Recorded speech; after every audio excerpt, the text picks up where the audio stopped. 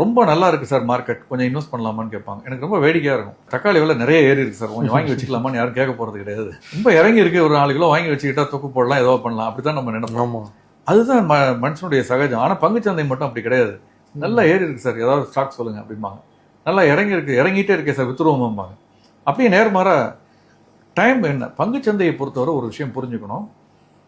ரொம்ப மோசமான தருணம் தான் நல்ல தருணம் பங்குச்சந்தையில் முதலீடு செய்வதற்கு. நான் சொல்றது கொஞ்சம் sometimes it may sound a little cynical, நான் அந்த மாதிரியான எண்ணத்துல சொல்லலை. பட் எப்போதெல்லாம் நெகட்டிவா நடந்திருக்கோ இந்தியாவுக்கு, அப்ப இந்திய பங்குச்சந்தை வந்து வீழ்ந்திருக்கும். அதெல்லாம் நல்ல முதலீட்டு தருணங்கள். அர்ஷத் மேத்தா ஸ்கேம் 92ல வருது, ரிலீஸ் ஆனவுடன் பங்குச்சந்தை பெரிய வீழ்ச்சியை சந்திக்குது.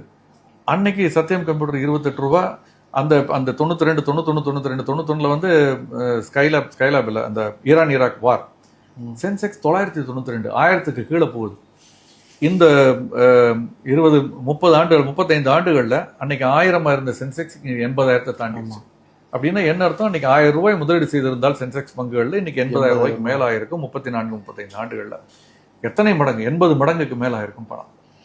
இந்த மாதிரி வருமானம் ஆதாயம் எங்க கிடைக்கும்? மிக குறைவு. ரியல் எஸ்டேட்ல ஒரு சில இடங்கள்ல கிடைச்சிருக்கும் இந்த மாதிரியான ஆதாயம். தங்கம் கூட இந்த அளவுக்கு அதிகரிச்சிருக்காது. ஓகே, சோ இதை நம்ம கவனத்துல வச்சுக்கணும்.